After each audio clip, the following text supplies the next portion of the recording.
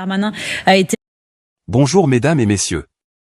Aujourd'hui, nous discutons de la préparation de Gérald Darmanin face aux violences post-électorales. Le ministre de l'Intérieur se prépare à faire face à d'éventuels troubles et manifestations suite aux récentes élections. Restez avec nous pour une analyse détaillée de la situation. Comme de l'ultra-droite. Donc, quels que soient les résultats, les Français doivent savoir que nous nous y préparons, bien évidemment, et c'est mon travail de m'y préparer, avec les policiers et les gendarmes. Mais le risque de confusion économique, de confusion sociale et de confusion sécuritaire est très grand si les extrêmes l'emporteraient, c'est sûr. Valérie, on se veut pas trop inquiet, mais le risque est quand même pris en compte par l'exécutif. C'est le propos même, gouverner, c'est préparer aussi. Et donc, ça me semble tout à fait légitime que le ministre de l'Intérieur dise se préparer à toutes les éventualités, quel que soit le résultat des élections du 7 juillet. Je vous rappelle que ça arrive dans un contexte quand même très particulier, au cas où on l'aurait oublié, les Jeux Olympiques qui démarrent le 26 juillet à Paris, et donc à Paris et ailleurs. Et donc, il me semble tout à fait normal que le ministre de l'Intérieur s'interroge sur les forces à déployer, etc. Et puis, il ne vous a pas échappé qu'il y avait aussi d'autres forces qui étaient en Nouvelle-Calédonie et qu'en Nouvelle-Calédonie, il y a eu des arrestations d'un certain nombre de responsables indépendantistes, ceux qui avaient mené les actions sur le terrain. Et donc, tout cela crée une forme de... non pas de fébrilité, mais de préparation, d'esprit de préparation à des troubles qui pourraient survenir. Pierre Giacometti, je rappelle que vous êtes, bonjour, merci d'être là, ancien conseiller Nicolas Sarkozy, cofondateur du cabinet de conseil en stratégie Numérocom. Est-ce que ça fait pas partie aussi de la manœuvre électorale? C'est-à-dire, si l'extrême gauche, enfin les deux extrêmes, les deux blocs dont parle Emmanuel Macron arrivent au pouvoir, ce sera le chaos. Donc là, nous, on s'y prépare parce que forcément, s'ils sont élus, ça sera le chaos d'une part ou d'autre. C'est pas une manœuvre, ça fait pas partie de la manœuvre électorale. C'est la mission du ministère de l'Intérieur et du ministre d'alerter sur des risques. Il le fait en ce moment, il l'a fait dans d'autres circonstances, notamment face aux risques terroristes. Mais bien évidemment, on est en pleine campagne électorale, donc chacun peaufine sa stratégie. La stratégie du ministre de l'Intérieur, comme de la majorité actuelle, comme du président de la République, c'est d'essayer d'arrêter l'hémorragie de la fuite d'une partie de l'électorat macroniste vers la gauche radicale ou extrême et vers la droite radicale ou extrême. Et il y a dans cette dramatisation une volonté d'appeler au vote de la raison, au vote de la modération, parce que quand on décrypte le message du ministre de l'Intérieur, il y a un risque à ce que les extrêmes, à ce qu'il y ait des conséquences au choix des Français en faveur des extrêmes. C'est une façon de dire, la manière de l'éviter, c'est voter raisonnable. Voter, continuer à voter pour les candidats de Renaissance. Il y a un enjeu aussi caché derrière ce message. On estime aujourd'hui possiblement à près de 10 millions de Français, 50% de participation européenne, peut-être 70% aux législatives, c'est-à-dire environ 10 millions de Français qui n'ont pas voté aux européennes, qui pourraient voter aux législatives. Ce sur quoi compte Emmanuel Macron, c'est le miracle électoral, c'est-à-dire une forme de renversement qui pourrait nous rappeler, ça ne nous rajeunit pas, mais les élections de 78, quand on prévoyait la victoire de la gauche et qu'au dernier moment, la droite l'a emporté en conservant la majorité au Parlement. Bien, on est un peu dans les mêmes circonstances, c'est-à-dire que le président de la République cherche à capter ce réservoir de vote modéré. On sait que le vote modéré a peur du désordre, a peur de la violence. Et, dernier point, dans l'enquête que vous avez commandée à l'IFOP au moment du scrutin européen, LCI, vous avez donné des résultats très intéressants. Pour la première fois, le Rassemblement national est en tête dans l'électorat senior. Oui. C'est une défaite sociologique majeure pour le camp macroniste. Donc, il y a probablement dans le réservoir de ces fameux 10 millions potentiels d'électeurs du 30 juin, une espérance de voir une partie de cet électorat rejoindre, entre guillemets, le camp de la raison. C'est ce qui explique aujourd'hui probablement cette position stratégique du ministre de l'Intérieur. Et cette frange de la population a peur, bien évidemment, des débordements, de l'inconnu. Une partie d'entre elles, en tout cas. On continue à faire un tour de plateau, mais je voulais vous entendre sur cette information, cette possibilité confirmée ce matin sur notre antenne par le ministre de l'Intérieur, François Calfon. Est-ce que l'exécutif joue à se faire peur ou joue à nous faire peur ? Écoutez, il a mis le feu, c'est le pyromane pompier, monsieur Macron, hein, c'est-à-dire que ça a été dit par votre sondeur expert en opinion, n'est-ce pas ?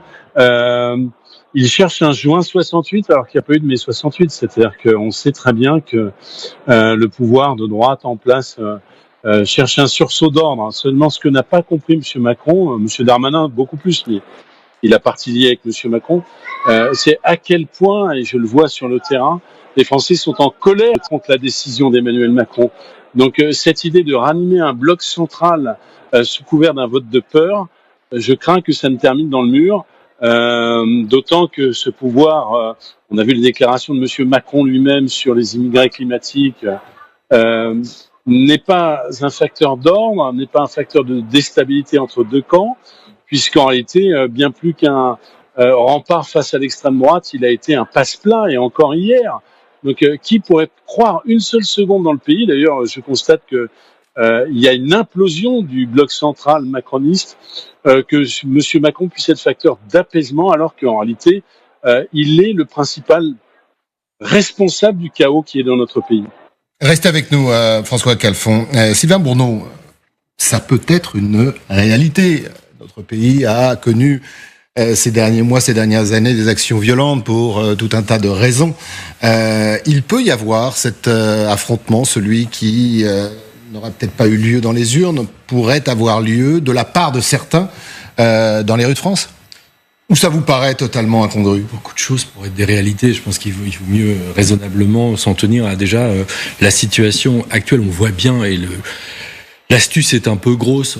En fait, ce sont des éléments de discours purement stratégiques. En fait, ce qui s'est passé, c'est aussi basé, pardon, je le rappelle, je ne sais pas si nos téléspectateurs étaient là, c'est basé également sur des notes remontant du terrain, évidemment, des préfets, mais c'est toujours le même service du ministère de quel que soit le gouvernement, on va citer des notes que personne d'autre peut voir. Donc, soyons un petit peu dubitatifs par rapport à tout ça. Moi, ce que j'observe simplement, c'est que le discours qui a consisté à renvoyer dos à dos, qui est le discours habituel du macronisme, à renvoyer dos à dos les extrêmes, ne prend pas. D'abord, le Conseil d'État a explicitement dit que on ne pouvait pas parler d'extrême gauche s'agissant de la France insoumise. Donc, quand on a le Front populaire, il y a une personne de l'extrême gauche, Philippe Poutou, donc ils ont essayé de taper sur 577 circonscriptions, ça marche pas. Donc comme les extrêmes, on peut plus parler des extrêmes, ça ne prend pas. Eh bien, là ils essayent de faire les ultras. Maintenant, c'est les ultras, l'ultra gauche et l'ultra droite, puisque les extrêmes ça marche pas.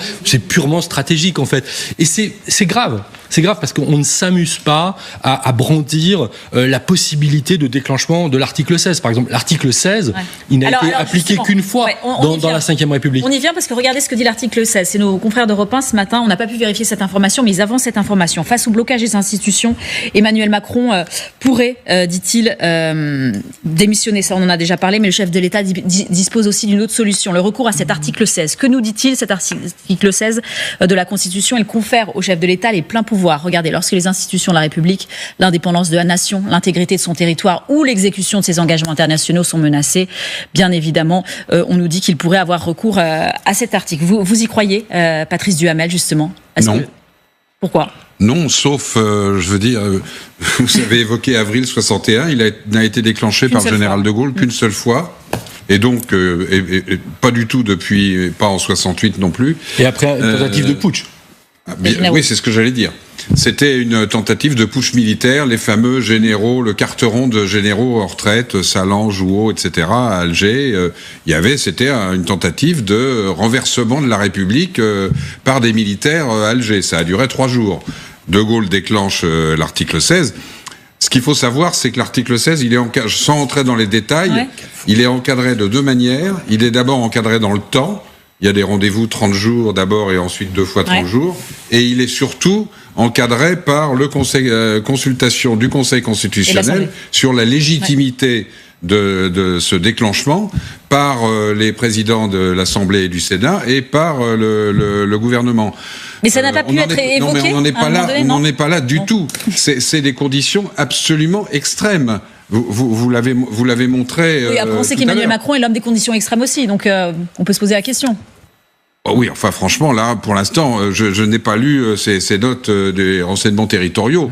Mais enfin, l'article 16, c'est le feu nucléaire. en politique. Oui. Voilà. Alors, Conseil constitutionnel n'avait rien dit. Il y avait une forme de légitimité en 61, parce qu'il y avait effectivement un putsch militaire, une tentative. Mais le Conseil constitutionnel, à cette époque-là, c'est pas le Conseil constitutionnel d'aujourd'hui. C'est un Conseil constitutionnel qui est très obéissant vis-à-vis du général de Gaulle. Quand le général de Gaulle utilise l'article 11 pour modifier la Constitution, le Conseil constitutionnel laisse faire, mais on saura après qu'il y était en réalité hostile. Donc, je n'y crois pas, sauf si c'est la Révolution le 8 juillet, mais je n'y crois pas une seconde. Quant au fonctionnement normal des pouvoirs publics, pour l'instant, même s'il y a des recherches de majorité difficiles après le second tour, on n'en est pas là du tout non plus. Alors, on va demander... Là, il y a une forme de dramatisation un peu, me semble-t-il, excessive. Ça fait la deuxième fois, donc on va demander à François Calfon s'il peut rester quelques instants encore avec nous. On voudrait lui poser cette question, est-il immigrationniste? Mais tout le monde veut réagir sur ce fameux article 16. Voilà. Je pense que vous avez commencé en premier, donc... C'est gentil. Non, assez court, si c'était possible. Je suis complètement d'accord avec ce que vient de dire Patrice Duhamel. Voilà, ce que je disais tout à l'heure, c'est que c'est quand même brandir cette menace me semble assez irresponsable. On peut avoir besoin de l'article 16 quand il y a une tentative de putsch ou des choses de ce genre. Voilà, c'est pas la situation. Donc ça fait partie d'une forme de dramatisation qui ajoute au climat politique déjà très tendu. Et qui n'en a pas besoin. Qui n'en a pas besoin. Mais en fait, c'est pas la première fois, et je pense qu'on va en reparler, parce qu'on va parler des propos d'Emmanuel Macron sur l'île de Sein, qui participent aussi, à mon sens, de cette dramatisation. Un mot. Chacun des trois camps, aujourd'hui, a besoin d'un récit pour mobiliser, pour convaincre. Le récit du Rassemblement national, pour faire court, c'est la vraie alternance de droite. Le récit de la gauche, c'est l'union de la gauche est de retour. Et depuis l'annonce par le président de la République de la dissolution, le camp macroniste a du mal à capter ce récit. Ils ont bien compris que le « en même temps » ne suffisait pas.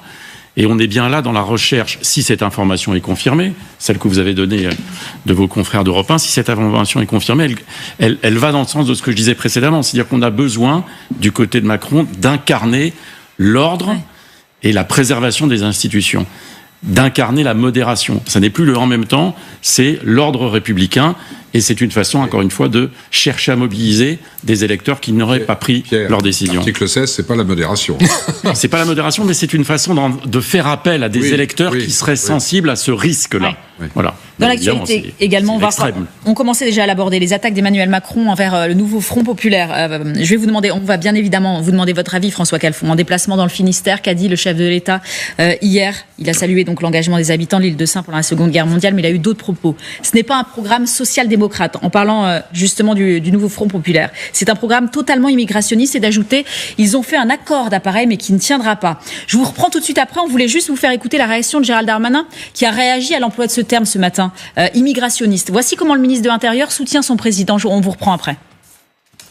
Il se passe qu'aujourd'hui, les débats parisiens, c'est des débats qui sont une élite qui a fait sécession. Voilà. Et dans les mots, oui, il y a des gens, y compris d'ailleurs issus d'immigration, qui vous disent il faut arrêter, il faut qu'on puisse continuer à accueillir des personnes. C'est ce qui nous distingue du Rassemblement national. Moi, mes deux grands-pères étaient de l'autre côté de la Méditerranée, personne ne peut me faire ce procès. Mais en même temps, il faut savoir bien les intégrer. Nous ne sommes plus capables aujourd'hui de pouvoir accueillir tout le monde. Le projet de la France insoumise, c'est dans le projet présenté par les candidats d'extrême gauche qui se présentent devant nous. C'est d'abolir la loi immigration. C'est écrit texto. C'est d'abolir la loi séparatisme. Donc le président de la République a raison de souligner le côté anti-national, c'est vrai, de la France insoumise.